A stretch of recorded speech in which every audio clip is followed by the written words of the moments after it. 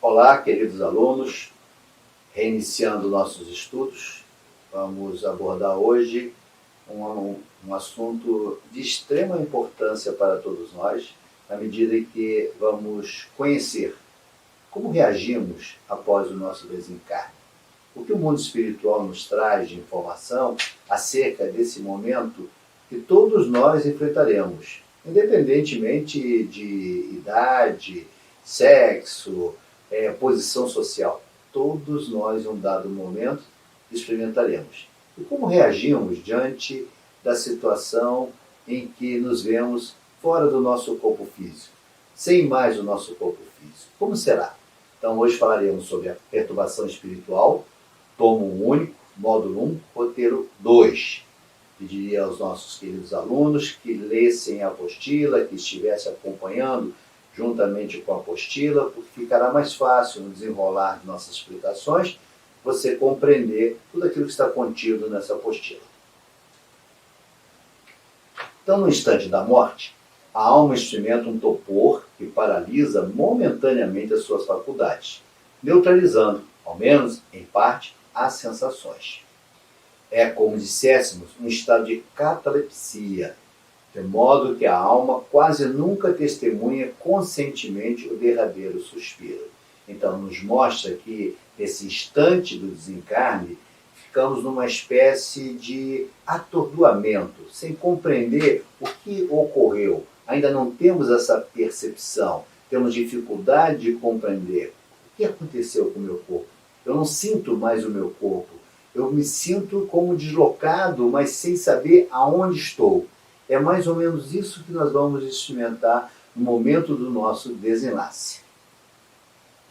A atitude da família, e é muito importante essa colocação da família, dos amigos, no momento do desencarne. No estado de perturbação, a alma tem consciência dos pensamentos que se lhe dirigem. Olha só, os nossos pensamentos atingem ao espírito desencarnado também. Os pensamentos de amor e caridade, as vibrações dos corações afetuosos, brilham para ela como raios da névoa que o envolve. Ajudam-na a soltar-se dos últimos laços que acorrentam a terra, a sair da sombra em que está imersa. Então, olha o papel importante que todos nós temos no momento do desenlace. É muito comum assistirmos, dentro dos rituais de velório, as famílias fazerem verdadeiros encontros sociais, sem perceber que ali está um ser que acaba de desencarnar, que acaba de estar na erradicidade, está no momento de perturbação. Então, naquele momento, o que ele precisa ouvir e sentir de todos nós? As nossas vibrações de amor, as nossas orações. Eis a razão porque não devemos, nesses momentos que encontramos o velório do nosso ser amado, estarmos fazendo eventos sociais. Lembrando da tia, que há tempos que não encontrávamos, do primo, que há muitos não víamos. Ali não é o momento disso. Ali é um momento solene, onde devemos prestar não só a nossa homenagem, mas sim vibrar para que esse ser ganhe a iluminação, para que a névoa que tanto incomoda, tanto perturba naquele instante, possa se dissipar. Como vimos na aula anterior, o tempo que a alma leva para se desprender do corpo depende muito do seu estado evolutivo. Então, algumas pessoas vão levar muito tempo para isso ocorrer. Então, é importante que a gente mantenha os bons pensamentos, as vibrações de amor, para até auxiliar nesse trabalho. A perturbação pode ser considerada o estado normal no instante da morte e perdurar por tempo indeterminado, variando de algumas horas a alguns anos. O que eu estou dizendo para você? Que para alguns indivíduos, esse instante da morte pode ser algo eterno, longo.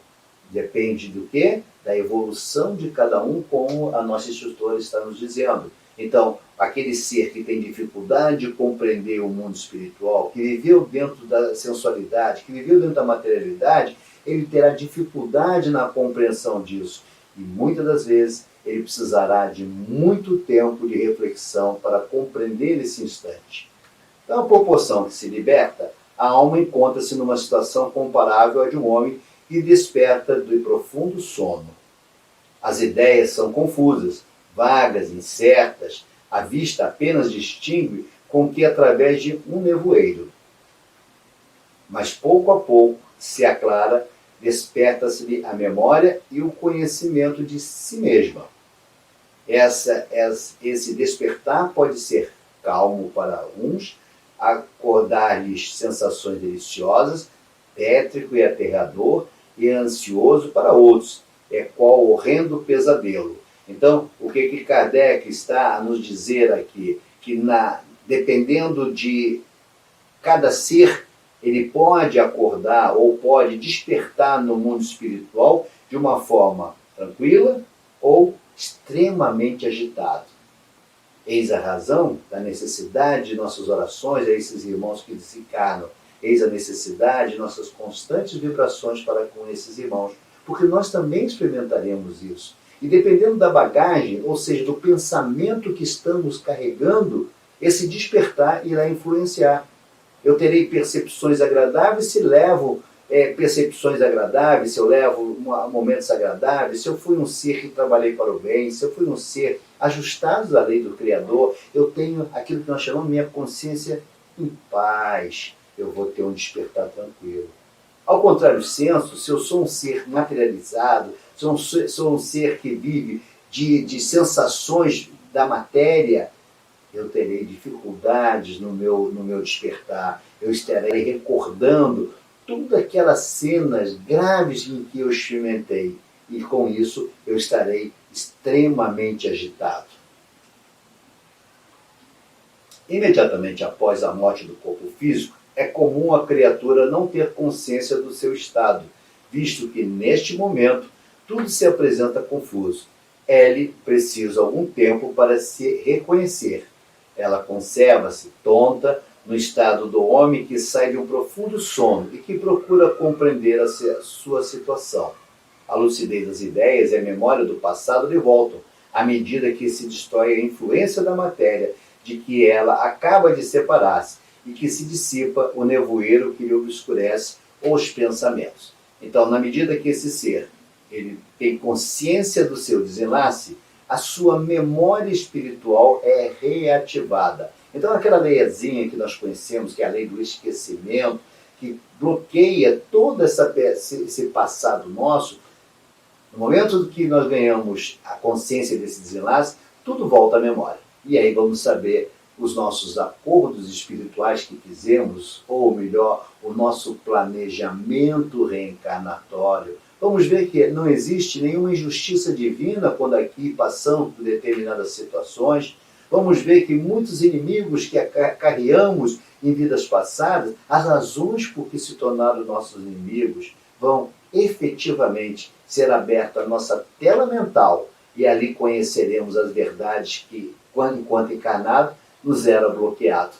Vamos entender que deixamos de cumprir o planejamento reencarnatório, que falhamos muitas das vezes na missão que nos foi legada, que a missão de nos tornar seres bondosos, que muitas das vezes deixamos de cumprir por vontade própria, e que não houve nenhuma interferência divina dessa escolha, nessa decisão, e neste momento nós nos arrependeremos de tanta perda de tempo que cometemos, tanta injustiça que praticamos, tantos males que causamos, tantas omissões que realizamos, tantas faltas de agir quando deveríamos agir e nos silenciamos. Ali nos será descortinado todas as verdades que, em matéria, nós desconhecemos ou, quando não, negamos. Então, o tempo de duração e a intensidade desse estado variam de acordo com o grau de evolução do recém-desencarnado. Para aquele cuja consciência não é pura e amou mais a vida corporal que a espiritual, este momento é cheio de ansiedade, de angústias, que vão aumentando à medida que ele se reconhece. Porque então sente medo e certo terror diante do que vê e, sobretudo, do que entrevê. Em sua nova situação, a alma vê e ouve ainda outras coisas que escapam à grosseria dos órgãos corporais. Tem então sensações e percepções que nos são desconhecidas. Por quê? Porque o espírito na erradicidade, né, ele não utiliza dos órgãos de sentido que a matéria utiliza. Ele não tem o tato, ele não tem o cheiro, ele não tem o olfato, perdão, ele não tem a visão, ele não tem a audição. Por quê? Tudo isso se processa no campo do pensamento. Tudo isso se processa no campo da energia. Logo, todos esses órgãos sensoriais da matéria, no plano espiritual, são extremamente amplificados. E aí, então, eu verei coisas que meus olhos hoje não podem ver. Eu assistirei, eu ouvirei mensagens muito além da minha percepção na matéria. E neste momento, eu passo a compreender quantos equívocos cometidos, quantas dores causadas.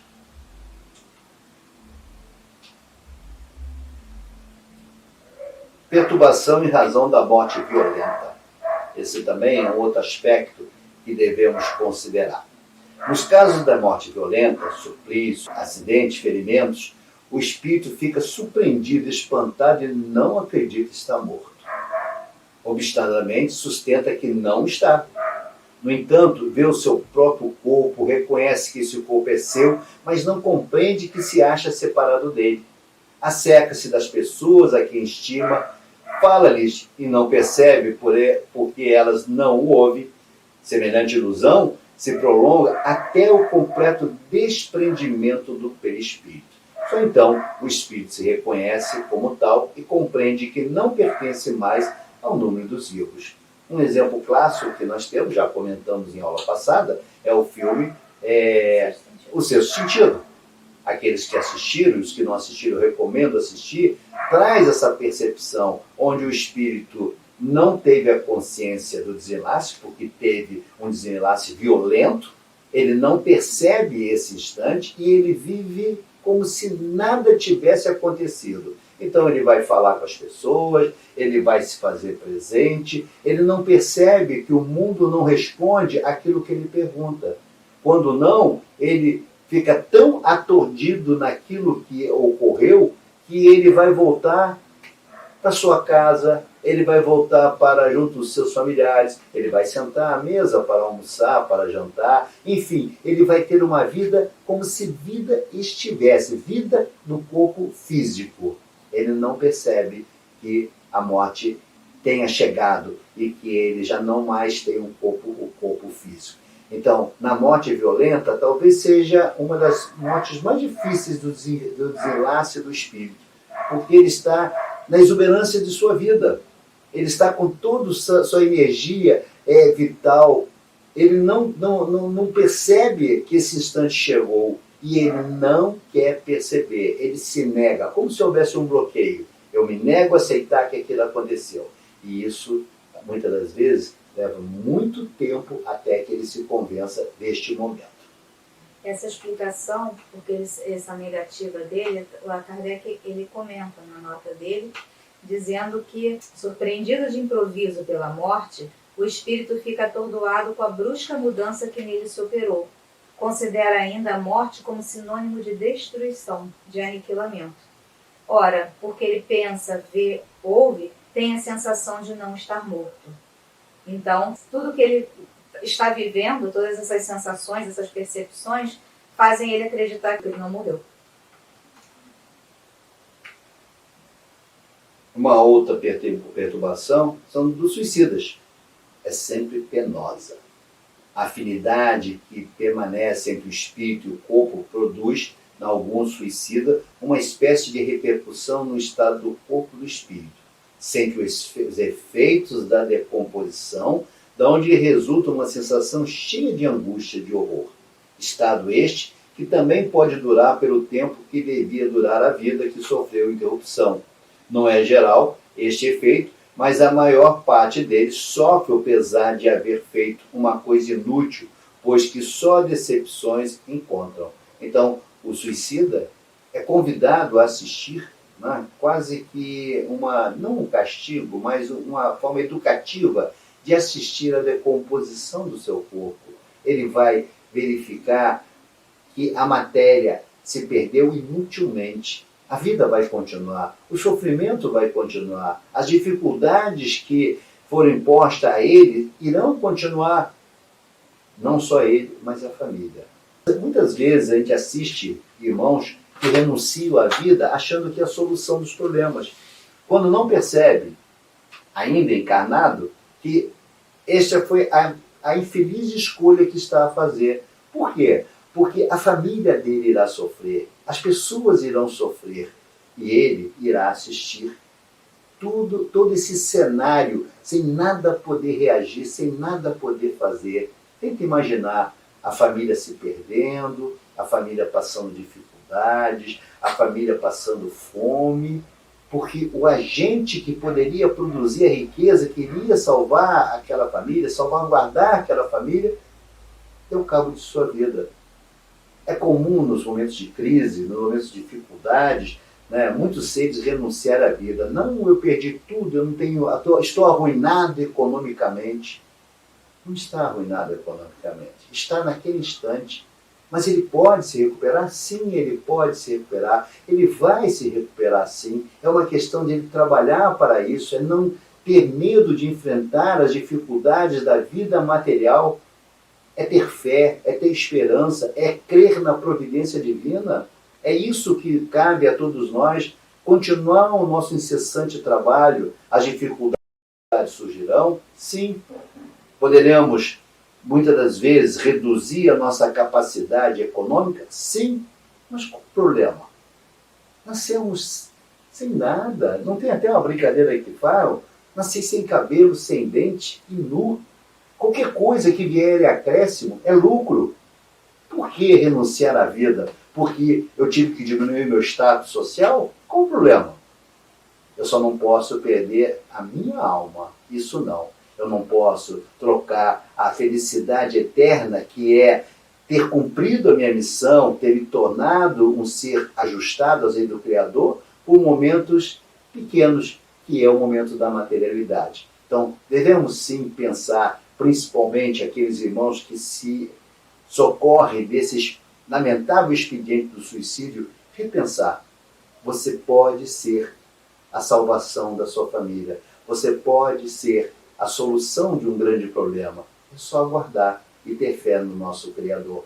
É ter fé na providência divina, porque tudo passa, inclusive este momento em que estará a viver. Perturbação em caso de morte coletiva. No caso de morte coletiva, tem sido observado que todos que pereceram ao mesmo tempo nem sempre tornam a ver-se logo. Presas da perturbação que segue a morte, cada um vai para o seu lado, ou se preocupa com os que lhe interessam.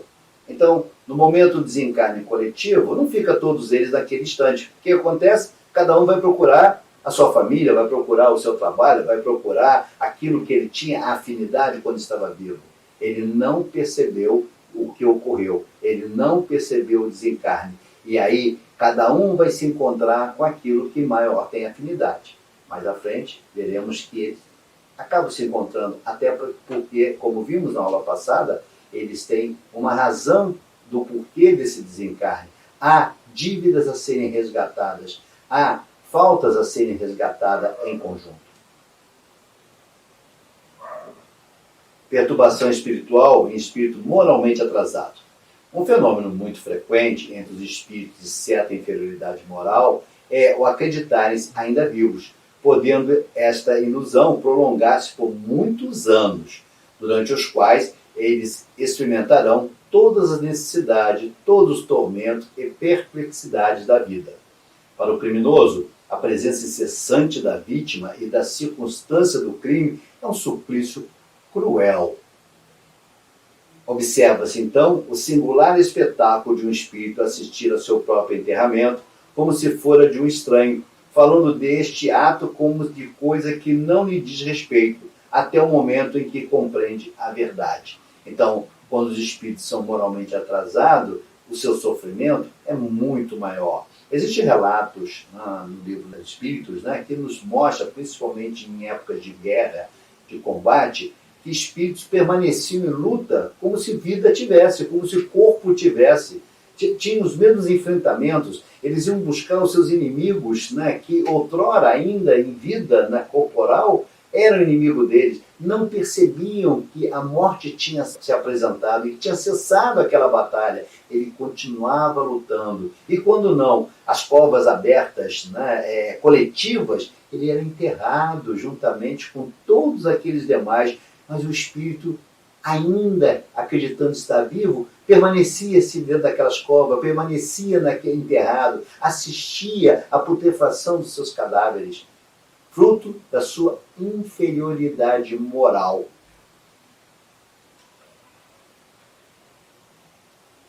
No livro Voltei, Chico nos apresenta um cenário que nos faz entender tudo isso que estamos conversando. E, de repente, viu-se à frente de tudo que idealizou e realizou na vida. As ideias mais insignificantes e os mínimos atos desfilavam em uma velocidade vertiginosa. Tentou orar, mas não teve coordenação mental. Chorou quando viu o vulto da filha Marta aconselhando a descansar. Então, nesse livro, está nos mostrando a importância da família no momento do desenlace. É o momento em que a família pode auxiliar, em aconselhando, falando com aquele ente querido. É hora de descansar, irmão. Você cumpriu a sua missão. Sua jornada está encerrada. Vá em paz. Aceite o socorro dos amigos espirituais que estão presentes para estender as mãos dadivosas para com você. Não lute, não resista. Vá para casa. O Pai te espera. E essa conversa, esse diálogo que eu mantenho com esse irmão, o acalma, o traz tranquilidade, o faz perceber que o mundo material já se exauriu e está na hora de voltar. E aí esse momento em que eu enfrentarei a perturbação será de muito menor intensidade. Eu tenho a certeza que deixo seres que me amam vibrando em amor por mim. Ideias insignificantes que tiveram, os atos mínimos, desfilo absolutamente precisos, revelados de um roldão, como se existisse uma câmera ultra rápida, instalada no seu interior, projetando na mente um filme cinematográfico que, inopinadamente, vai se desenrolando. Então, neste momento em que nós desencarnamos, toda a nossa vida vai nos passar numa velocidade ultrassônica. Nenhum ato será deixado para trás. Principalmente aqueles em que utilizamos o lado nosso negro, o lado nosso mal, o lado nosso que causou dano ao outro. Esses momentos, essa imagem será muito bem ressaltada nessa passagem, nesse filme que nos é passado.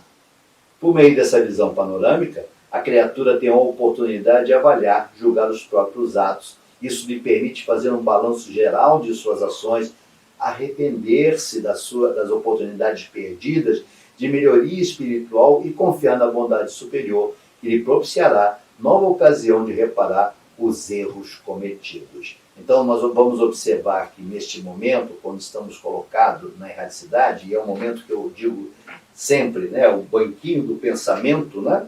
Lembra na escola, o banquinho do pensamento? Pois é, nós também temos o banquinho do pensamento espiritual, onde nós somos alocados ali para assistir todas as nossas imperfeições morais. Eu posso esconder de você quem sou eu. Ela pode esconder de você quem ela é. Nós podemos esconder do mundo inteiro quem somos. Mas no momento em que estamos fora do nosso corpo físico, do banquinho do pensamento, acabou o esconderijo, acabou a brincadeira. Ali nos é mostrada a realidade daquilo que fomos, daquilo que realizamos, as boas e más ações. Quanto mal causei, quanta dor eu produzi, quanta palavra indevida lancei e produzi profunda mágoa ao meu irmão, quanto ato que pratiquei que poderia ter sido de outra forma e fiz a pior escolha. Porque sim, lembre-se, não esqueçam da lei maior que nos governa, chamada livre-arbítrio. E se está no meu alcance a mudança de direção, devo eu adotar a melhor mudança possível. porque quando eu não adoto um bom caminho e produzo dano, eu causo sofrimento. E quando eu causo sofrimento, neste momento eu verei tudo o que causei, e neste momento eu chorarei, e nesse momento eu me arrependerei. E quando eu estiver apto a compreender essa minha falta e me arrepender dos atos praticados, é nesse momento em que eu estarei pronto para ser socorrido. Mas até lá pode levar muito tempo a minha percepção, porque alguns relutam em aceitar suas faltas. Alguns continuam a insistir que o erro não é dele, o erro é do outro. Nós temos o hábito de sempre buscar os nossos cristos para culpar, quando não conseguimos perceber que a grande maioria dos atos praticados que nós julgamos sermos vítimas, fomos nós o causador, fomos nós que produzimos, fomos nós que atraímos aquilo. E no momento que estão na erradicidade, vamos perceber todos esses equívocos que praticamos, né? Alguns leves, outros extremamente graves. E lembre-se, muitos atos que eu pratico, que ficam somente no campo da intenção, só ficam no campo do pensamento, produz tanto danos quanto aqueles que efetivamente eu consigo produzir. Então, na desencarnação, a criatura nunca está só. Nunca estamos só no momento do nosso desenlace. Entes queridos que se antecederam a ela no além-túmulo podem ali se encontrar, aguardando ou auxiliando o processo de desligamento final. Então, nós vamos assistir, existem muitas obras que falam isso, aqueles que são ligados à área médica têm esse depoimento, né? Vivenciaram esses momentos, né? Do paciente narrar que foram visitados pelo pai, pela mãe, pela tia, pela avó, e de seres que já desencarnaram há muito tempo antes dele.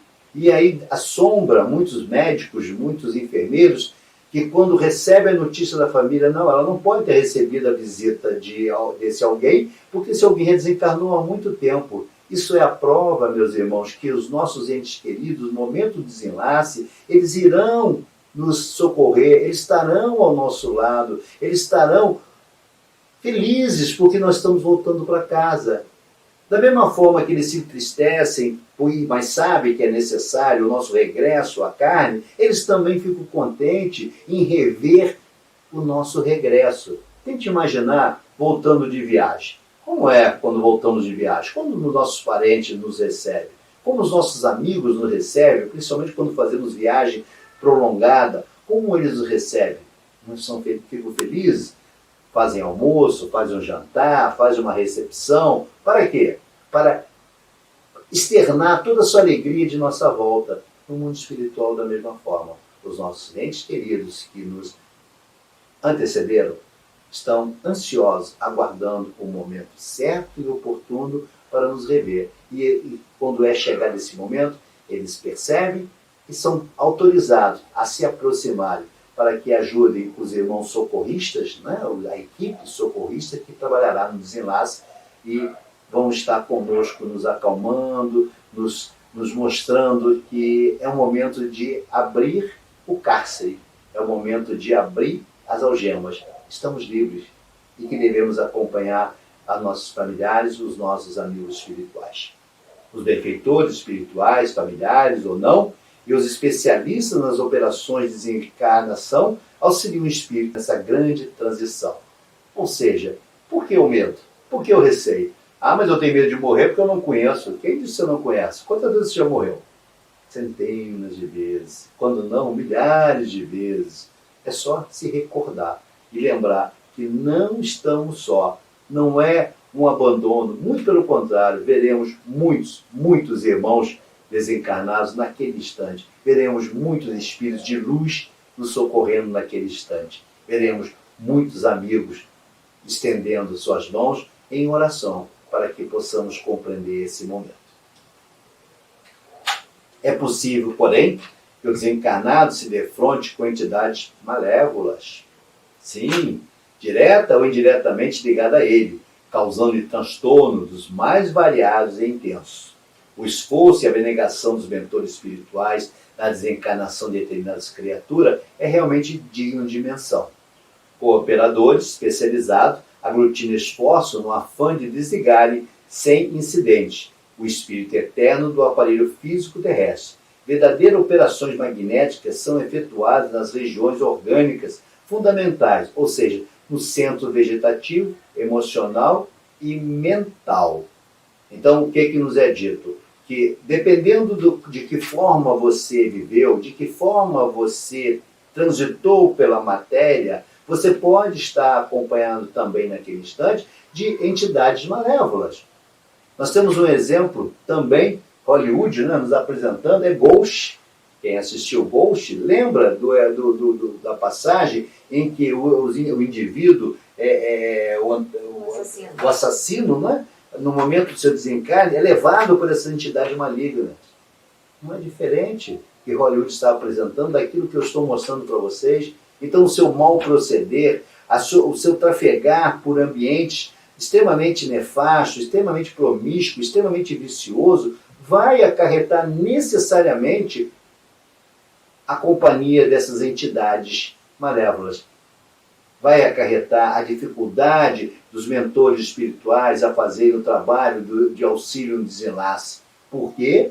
Porque o que esses espíritos querem é o seu sofrimento. Porque sim, você viveu uma vida inteira no mal, não pode ser agraciado com bem. Claro que não. É claro que estará cercado por essas entidades. É claro que essas entidades perturbarão o seu desligamento, porque sabem eles, porque já se desligaram da matéria, sabem eles o quanto é difícil esse momento para você, o quanto você está sofrendo, pois tudo que ele nutre é o seu sofrimento, é a sua dor, é isso que ele vai saciar. Essa energia de vibração de dor é que vai alimentá-los. E eles estarão perto desse indivíduo.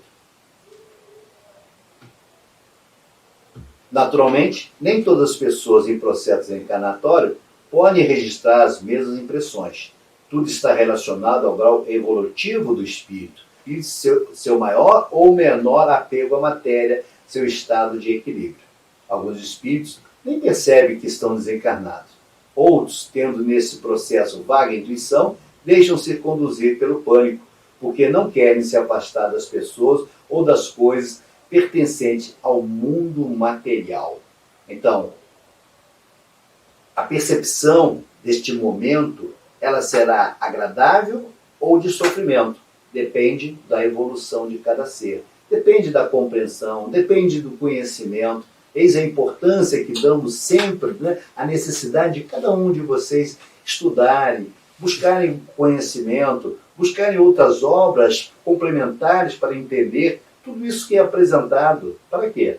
Para que possamos efetivamente, no momento do nosso desenlace, entender que estamos voltando para a casa do Pai, que estamos voltando para o banquete de luz que nos espera, para receber novas missões, novas reencarnações nos serão dadas, nos serão perdoadas nossas faltas na medida em que compreendemos as faltas cometidas e nos arrependamos de tudo aquilo que realizamos. O Pai generosamente nos facultará o regresso, nos permitirá reconstruir, nos permitirá corrigir aquilo que deixamos de escapar em nossa jornada.